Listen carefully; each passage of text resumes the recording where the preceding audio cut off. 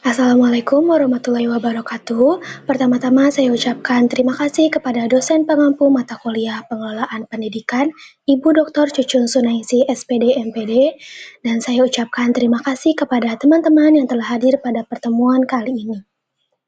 Pada pertemuan ini, kami akan menjelaskan materi tentang organisasi pendidikan dan kepemimpinan pendidikan. Namun sebelum kepada pematerian, izinkan saya untuk memperkenalkan kelompok kami. Perkenalkan, kami dari kelompok 3, kelas 3D. Adapun anggota kelompok kami, yang pertama ada Mila Nurhani Fahrani dengan NIM 2303977. Kemudian ada saya sendiri, Rika Amelia dengan NIM 2305466. Kemudian ada Sri Mariani dengan NIM 2310084. Dan yang terakhir ada Tia Destriana Rahmat dengan NIM 2305350. Baik, langsung saja ke materi yang pertama, yaitu tentang organisasi pendidikan. Manusia adalah makhluk sosial dan tidak bisa hidup sendiri, sehingga akan membentuk kelompok yang dinamakan dengan organisasi. Organisasi merupakan sebuah bentuk kerjasama antara sekelompok orang yang tergabung dalam suatu wadah, tempat, ataupun sistem tertentu guna mencapai tujuan bersama yang telah ditetapkan sebelumnya. Menurut C. William, organisasi adalah penggabungan dari orang-orang yang dikumpulkan dalam hubungan yang teratur dan efektif untuk mencapai tujuan yang diinginkan. Selanjutnya ada ciri-ciri dari organisasi. Yang pertama, sebagai wadah atau tempat untuk bekerja sama. Tiap anggota organisasi harus bekerja sama dan berkoordinasi satu sama lain untuk mempermudah dalam mencapai suatu tujuan tertentu. Yang selanjutnya ada proses kerjasama sedikitnya antara dua orang. Organisasi harus terdiri dari dua orang atau lebih manusia yang sadar dalam membentuk organisasi. Yang ketiga ada tugas dan kedudukannya jelas. Dengan adanya organisasi, maka tugas dan kedudukan dari masing-masing orang dengan yang lain akan lebih jelas. Yang keempat, memiliki tujuan yang ingin dicapai bersama. Organisasi harus memiliki tujuan yang berusaha diraih oleh tiap-tiap anggota organisasi. Misalkan, tujuan organisasi seperti OSIS adalah untuk mengelola acara-acara yang diadakan oleh siswa secara selanjutnya ada prinsip-prinsip organisasi pendidikan. Menurut O'Connor ada 4 prinsip organisasi. Yang pertama ada misi. Misi di sini diartikan sebagai alasan utama keberadaan suatu organisasi atau mengapa organisasi tersebut bisa berada. Yang selanjutnya ada tujuan. Tujuan diartikan sebagai tujuan yang diinginkan oleh suatu organisasi untuk kemudian diwujudkan bersama-sama dalam organisasi tersebut, baik itu tujuan umum ataupun tujuan divisi, yang mana di antara tujuan-tujuan tersebut saling berkaitan satu sama lain dalam organisasi. Yang ketiga ada sasaran. Sasaran di sini diartikan sebagai hasil yang spesifik, terukur dan juga terkait dengan tujuan yang telah dirumuskan sebelumnya. Sasaran organisasi di sini dapat pula diartikan sebagai langkah-langkah yang diambil organisasi dalam rangka mencapai tujuan yang telah dirumuskan.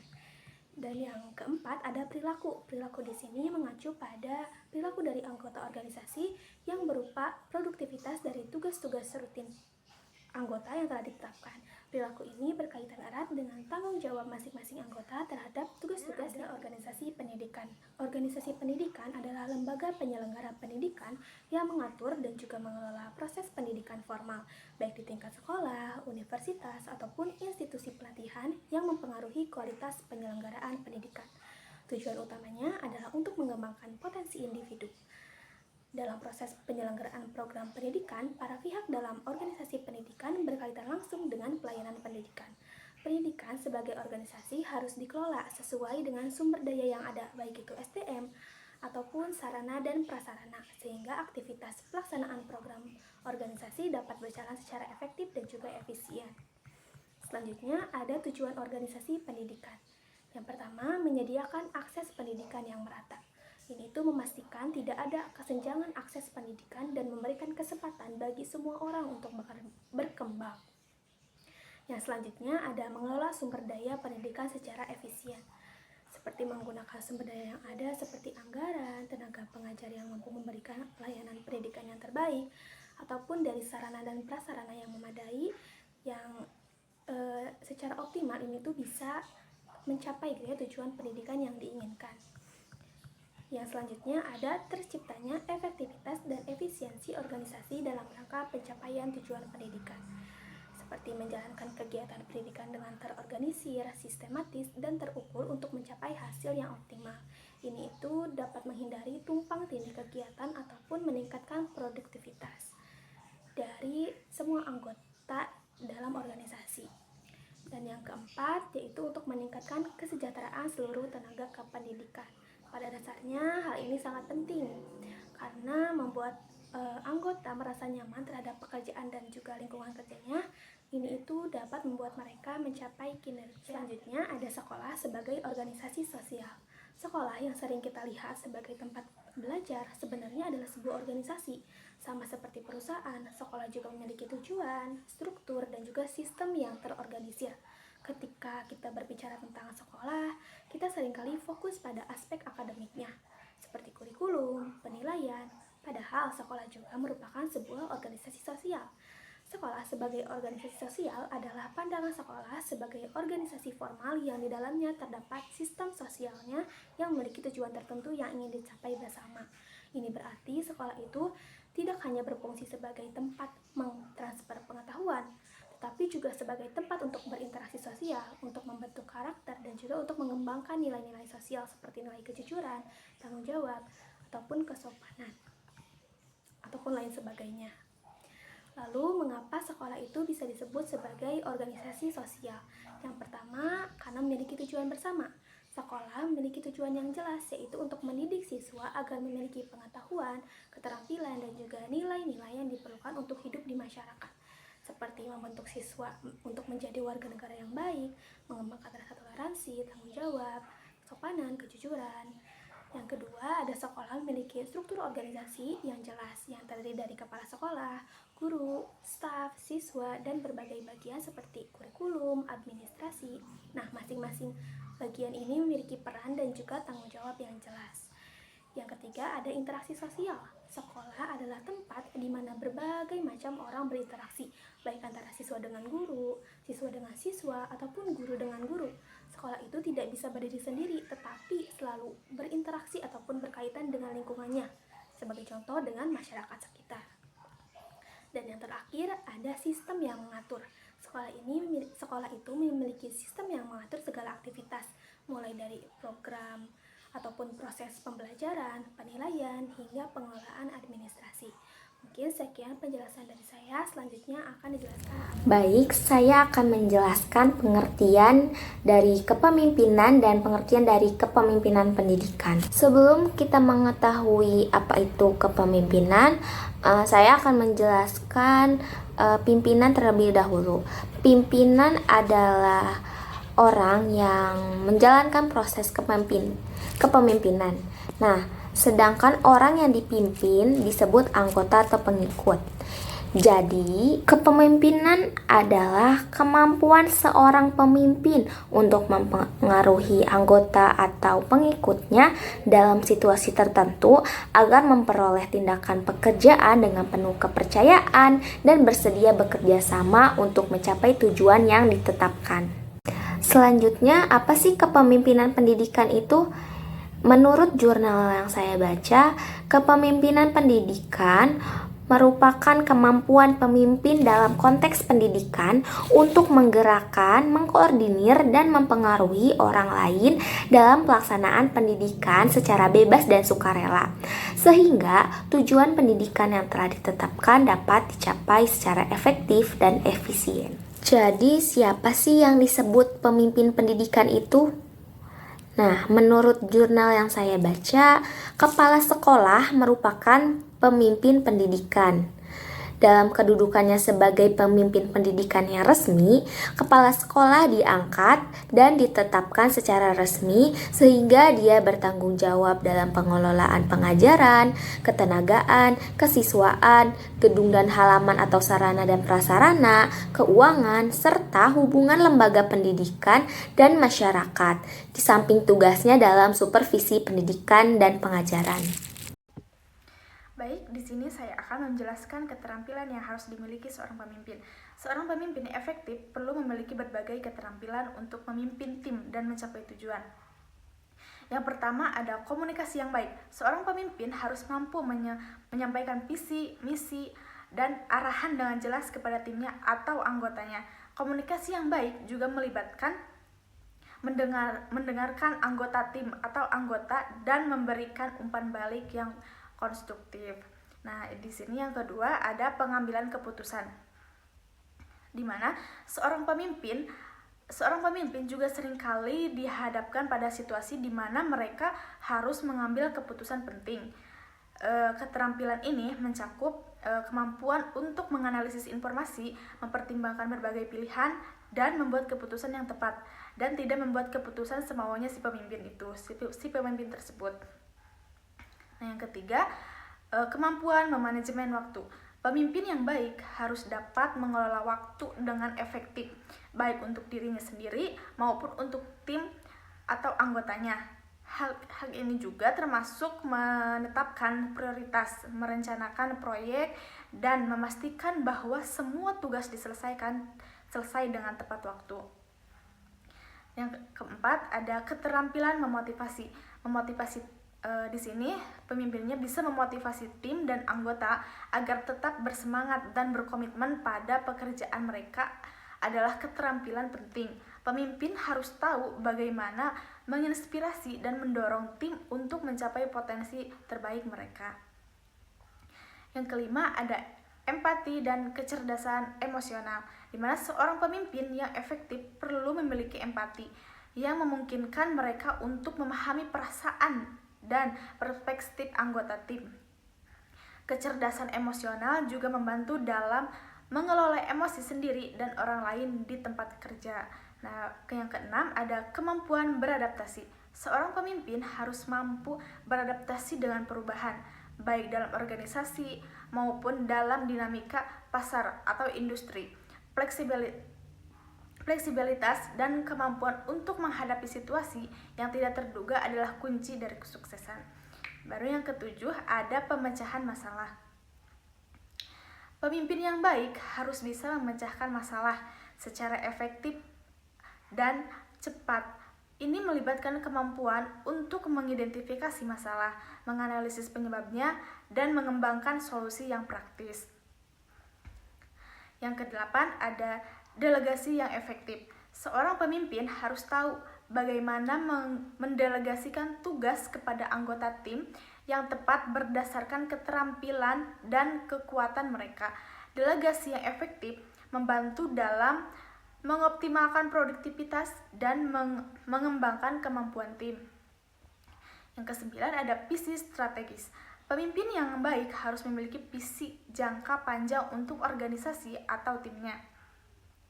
Mereka harus mampu melihat gambaran besar, merencanakan strategi jangka panjang, dan memandu tim menuju pencapaian tujuan tersebut. Yang terakhir, ada keterampilan negosiasi. Pemimpin sering harus bernegosiasi baik dengan anggota tim, pihak lain dalam organisasi, atau dengan mitra eksternal. Keterampilan negosiasi membantu dalam mencapai kesepakatan yang saling menguntungkan.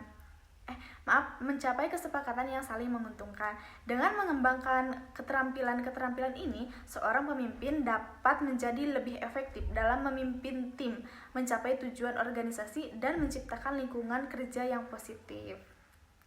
Lalu selanjutnya ada peran pemimpin pendidikan. Peran seorang pemimpin dalam bidang pendidikan sangat penting untuk menciptakan lingkungan belajar yang efektif dan mendukung perkembangan peserta didik, guru, serta institusi pendidikan itu sendiri. Nah, di sini ada yang pertama yaitu penyusun visi dan misi. Pemimpin pendidikan bertanggung jawab untuk menyusun dan menyampaikan visi serta misi institusi. Mereka perlu menciptakan arah yang jelas bagi sekolah atau lembaga pendidikan agar semua pihak termasuk guru, staf, dan peserta didik dapat bekerja sama untuk mencapai tujuan bersama. Yang kedua, ada pengambilan keputusan. Pemimpin pendidikan harus mampu membuat keputusan yang tepat dan adil dalam berbagai situasi. Keputusan yang diambil harus mendukung peningkatan kualitas pembelajaran, kesejahteraan siswa, serta efisiensi operasional sekolah. Yang ketiga, ada pembimbing dan mentor. Pemimpin dalam pendidikan berperan sebagai mentor bagi guru dan staf. Mereka membantu meningkatkan kualitas pengajaran dengan memberikan arahan, pelatihan, serta umpan balik yang konstruktif untuk pengembangan profesional. Yang keempat, ada pencipta lingkungan pembelajaran yang positif. Pemimpin pendidikan bertanggung jawab untuk menciptakan lingkungan yang aman, inklusif, dan kondusif bagi proses belajar mengajar. Mereka harus memastikan bahwa semua siswa mendapatkan kesempatan yang sama untuk belajar dan berkembang tanpa adanya diskriminasi. Yang kelima ada manajemen sumber daya.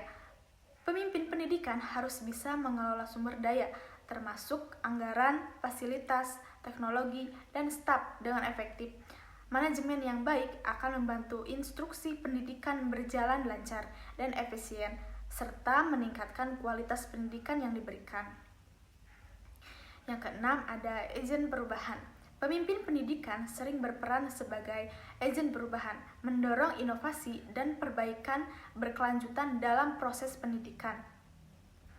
Mereka harus terbuka terhadap ide-ide baru, serta mampu mendorong guru dan siswa untuk beradaptasi dengan perubahan dan tantangan baru dalam dunia pendidikan. Lanjut, yang ketujuh, ada komunikatif yang efektif. Pemimpin yang bisa berkomunikasi dengan baik kepada berbagai pemangku kepentingan, termasuk siswa, guru, orang tua, komite sekolah, serta pemerintah. Komunikasi yang jelas dan transparan sangat penting untuk membangun kepercayaan dan kerjasama yang baik. Yang kedelapan, ada pendorong peningkatan kualitas. Pemimpin pendidikan bertanggung jawab untuk memastikan bahwa lembaga pendidikan terus mengalami peningkatan kualitas. Ini bisa berupa peningkatan kualitas pengajaran, hasil belajar siswa, atau efisiensi operasional sekolah. Yang kesembilan, yaitu ada model yang baik bagi guru dan siswa. Pemimpin pendidikan harus menjadi teladan bagi guru dan siswa dalam hal etika, profesionalisme, dan komitmen terhadap pendidikan. Kepemimpinan dengan memberikan contoh yang baik akan mendorong budaya positif dalam lingkungan pendidikan. Yang ke-10, ada advokat bagi siswa dan guru. Pemimpin pendidikan seringkali bertindak sebagai advokat bagi kebutuhan siswa dan guru, memastikan bahwa mereka mendapatkan dukungan yang diperlukan untuk berhasil. Ini bisa mencakup advokasi untuk perbaikan kurikulum, fasilitas yang lebih baik, atau dukungan tambahan untuk siswa yang membutuhkan. Secara keseluruhan, pemimpin pendidikan memiliki peran yang sangat luas dan berpengaruh terhadap keberhasilan institusi pendidikan dan keberhasilan siswa dalam mencapai potensi baik mereka. Baik, selanjutnya akan dilanjutkan oleh rekan saya. Tipe-tipe kepemimpinan pendidikan ada 3. Yang pertama ada kepemimpinan otoriter. Seorang pemimpin yang mempunyai tipe otoriter ini selalu menganggap bahwa kekuasaan yang sah adalah miliknya, sehingga ia menganggap bahwa hak untuk memerintah dan mengendalikan orang lain berada di tangannya. Tipe kepemimpinan ini menghimpun sejumlah perilaku yang cenderung terpusat pada pemimpin, sehingga penentu kebijakan dalam melakukan atau melaksanakan tujuan organisasi. Dalam melaksanakan pekerjaannya, seorang pemimpin yang otoriter menganggap bahwa tidak perlu mengadakan konsultasi terlebih dahulu dengan orang lain, melainkan langsung memerintahkan apa yang dikehendakinya. Dengan demikian, tidak ada kesempatan yang diberikan kepada bawahannya untuk diikutsertakan dalam proses pengambilan keputusan. Yang kedua, ada kepemimpinan demokratis. Tipe kepemimpinan demokratis ditandai dengan adanya partisipasi dalam penentuan tujuan serta perpaduan berbagai pendapat atau pikiran untuk menentukan cara-cara terbaik dalam pelaksanaan pekerjaan. Tipe kepemimpinan ini mendorong timbulnya inisiatif bawahan, di samping juga bersifat terbuka ditandai dengan adanya proses pengawasan. Yang ketiga ada kepemimpinan bebas. Tipe kepemimpinan ini berpandangan bahwa bawahan atau anggota sebuah organisasi dapat membuat keputusan secara mandiri, serta dapat mengurus dirinya sendiri dengan sesedikit mungkin adanya pengarahan dari pemimpin dalam melakukan atau dalam melaksanakan tugas dan tanggung jawabnya. Hubungan antara pemimpin dan bawahannya sebatas penyampaian informasi dalam rangka menyempurnakan tugas-tugas organisasi. Seringkali dalam tipe kepemimpinan bebas ini, anggota diberikan kebebasan sepenuhnya dalam menjalankan aktivitas tanpa mekanisme kontrol yang ketat. Baik, selanjutnya kepala sekolah sebagai pemimpin. Kepala sekolah memiliki peran yang sangat penting sebagai pemimpin dalam lingkungan pendidikan di sekolah. Mereka tidak hanya bertanggung jawab dalam mengelola administrasi sekolah, tetapi juga berperan sebagai pemimpin yang menentukan arah dan kebijakan pendidikan di sekolah. Lalu, bagaimana kepala sekolah yang efektif? Nah, di atas ada penjelasan beberapa poin yang menjelaskan bagaimana kepala sekolah yang efektif. Yang pertama adalah kepala sekolah mampu atau memiliki kemampuan kepemimpinan. Kepala sekolah harus memiliki visi yang kuat, harapan yang tinggi, dan memastikan pembelajaran berjalan efektif. Selanjutnya, yang kedua, kepala sekolah harus memiliki kemampuan fleksibilitas dan adaptabilitas. Kepala sekolah yang efektif mampu beradaptasi dengan perubahan dan tantangan yang muncul baik dari dalam maupun luar sekolah. Selanjutnya, yang ketiga, kepala sekolah harus memiliki kemampuan manajerial.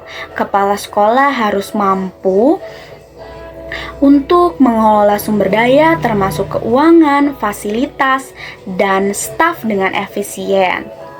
Selanjutnya, yang keempat, kepala sekolah harus memiliki kemampuan pengambilan keputusan. Pengambilan keputusan berdasarkan data. Kepala sekolah harus menggunakan data untuk membuat keputusan informasional sangat penting. Kepala sekolah yang efektif memantau kinerja akademik dan menggunakan hasil tersebut untuk perbaikan. Selanjutnya, kepala sekolah harus memiliki kemampuan bersikap terbuka. Kepala sekolah harus bersikap terbuka terhadap pendapat-pendapat yang datang dari guru-guru atau staf di sekolah. Selanjutnya, yang terakhir, kepala sekolah harus memiliki kemampuan memecahkan masalah. Kepala sekolah yang efektif harus bisa menanggapi masalah atau konflik di antara guru-guru dengan cepat dan segera. Baik, cukup penjelasan dari saya. Selanjutnya saya akan membacakan kesimpulan dari pemaparan materi yang kelompok kami jalankan. Jadi, organisasi pendidikan adalah kerangka atau sistem kerja untuk mencapai tujuan pendidikan. Sementara pemimpinan pendidikan adalah kemampuan untuk mempengaruhi dan mengkoordinasikan orang-orang yang berkaitan dengan pendidikan agar tujuan pendidikan dapat tercapai. Sekian pemaparan materi dari kelompok kami, kurang lebihnya mohon dimaafkan. Wabillahi taufiq wal hidayah. Wassalamualaikum warahmatullahi wabarakatuh.